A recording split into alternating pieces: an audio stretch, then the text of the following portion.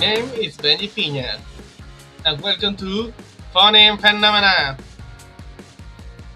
the show where we break down the phonemes so you can know how to use them.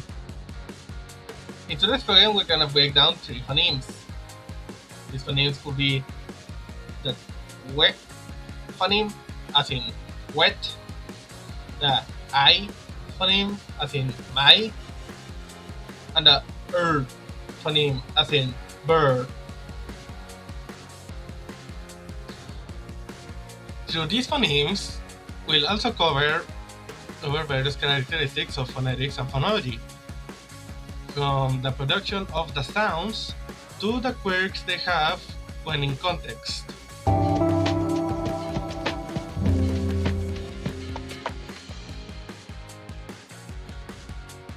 To start things off, we'll cover the consonant W, though it is unlike most consonants, but it has a status as a semi-vowel, for it is produced just like a vowel. However, phonologically speaking, it is used as a consonant, like in words as wet and why. But what do I mean when it's produced like a vowel? As you see, it is a voice labiovelar sound, and whatever the specifics, I'm gonna cover them. Meaning, it requires the vibration of the throat, the rounding of the lips, like a U, and the moving of the tongue as back as possible towards the velar. The velar is like the little soft thing that you have at the throat. Not the uvula, the thing that's holding it. Well, once you do all that, you can produce the wah, wah, wah, wah, wah, wah. See, it's wah, wah, wah. Some examples of real usage of the wah sound would be, "What's your step? Hey, I'm walking here. The winner takes it all." Where is Waldo? Comment about a hidden Waldo in this video and I'll be happy. Anyway, another thing we have to talk about is about the weak form of wah. Weak form is when normally the sound is not the focus of the sentence, so we just gloss over it and do not put a lot of effort into it. In the case of the wah sound, where it's voiceless, aka no vibration in the throat. This can mostly be seen when it comes after T or K sounds, such as the contrast in Wayne and Twain, wheat and tweet, weak and quick, and wire and choir. In those cases, there's no vibration because it's next to the specific consonants. Side tangent. Weak forms can also be referred as unstressed, and that has to do with the aspect of stress, which is a periodic feature. Stress indicates the emphasis you put in a syllable of a word, normally to refer sharing from others or to result your intention, such as present, present. The same word but with different stress as you put more emphasis in one or the other to differentiate them. Another side tangent.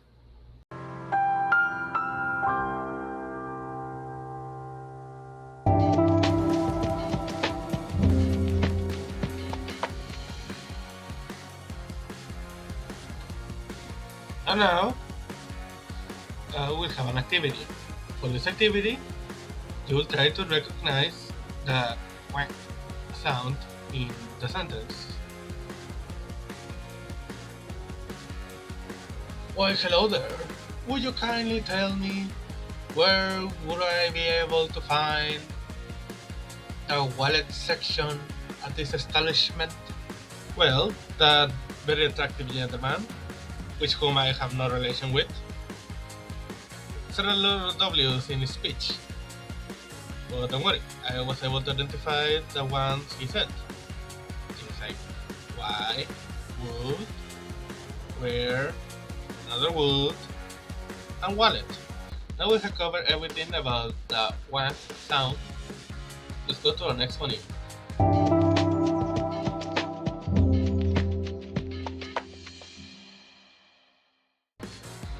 Now we'll see the vowel or, which is found in words such as, well, word, verb, or turn. It is known as the open, mid, central, rounded vowel, which sounds very complex, but it's really not.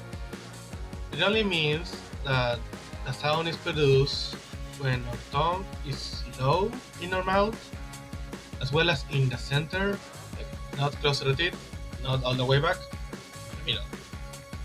And the lips are relaxed. Or, or, or, or. The early bird eats the worm. It's basically like a long vowel that always ends with an R. Like it's always, there are many ways to write it, but it always ends with an R. So it's very easy to identify.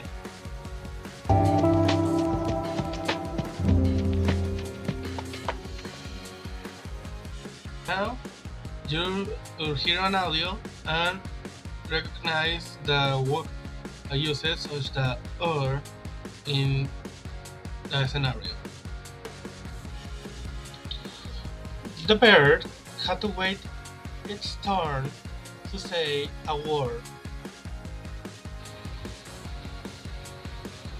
In that scenario, I recounted about 3 words that use the sound. The bird, its turn, and a word.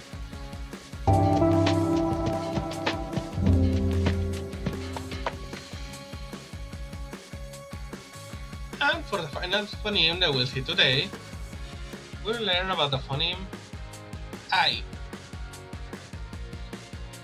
as in words like buy, my, cry, or wine. I is what is known as a diphthong. A diphthong is a combination of 2 sounds in a single syllable. Therefore, we will need 2 mouth positions to switch from one to the other to make the sound. In the first position, the jaw drops while the tongue is placed flat to produce the A sound. Meanwhile, the next position, the jaw closes just a little bit while the tip of the tongue rises, making the E sound. I, I, I, I, I. Check how my jaw is moving upwards when I'm doing it. That's how you make the I sound. One thing we need to cover about I is stress. When the word I is stressed, its pitch curves upward, then downward. And you may wonder, what is pitch? Well, pitch is about the rising or falling of the intonation when speaking, normally to convey emotion or just as fluency and freedom. In the case of I, in words like I, wine, bright. The pitch rises up and then down. Bye, bye. And now when it's on stress, normally in words where the I is not the main syllable, the stress syllable, we just say it quicker and flatter. Like idea, idea. The first syllable is the I, but we just say it flatter. Idea. Exercise. Exercise. Since it's not a focus, then it's on stress.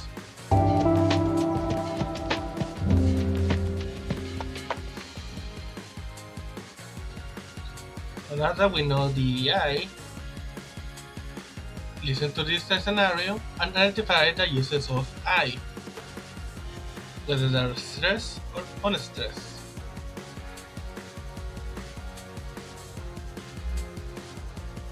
My, should I buy some wine? Nah, maybe I shouldn't. Maybe I just should do some exercise.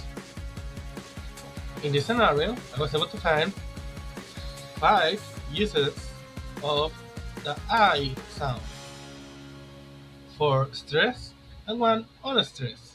The stress ones are my, the second my, buy, wine, and for the unstressed one is exercise.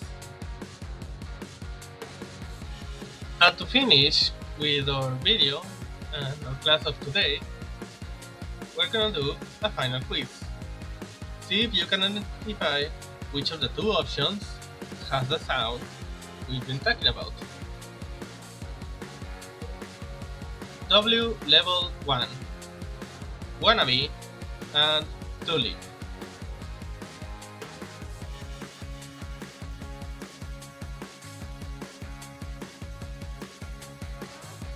Good job! Wannabe has the wah sound. W level 2. Twink. Hole.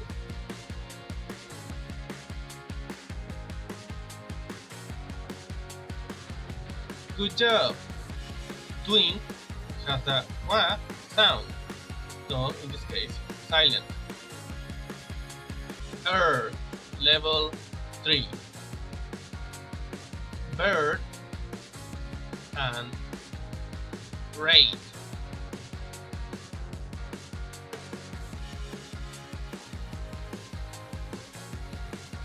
Good job. Bird has the sound. Level 4. Air, clarinet.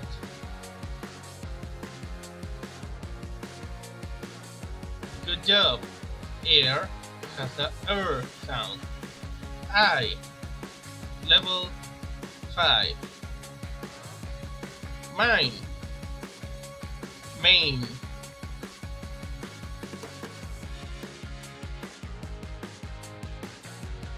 Good job. Mine uses the I sound. I, level 6. Sway, child.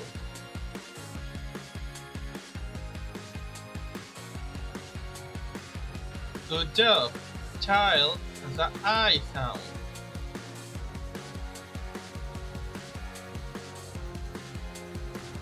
And that will be all for our quiz.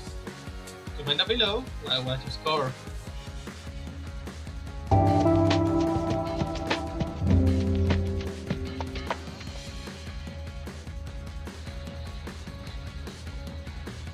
Good job, everybody! You were able to make it all the way to the end of this video. Today we have seen how to pronounce the sounds wa, r, and I, and many of their quirks when it comes to their context, like the weak forms, their pitch, their intonation, their stress, and thanks to this lesson, you have a better grasp on phonetics and phonology. I hope we see you next time in Phoneme Phenomena. Thank you so much for watching. Like, comment, and subscribe. See ya.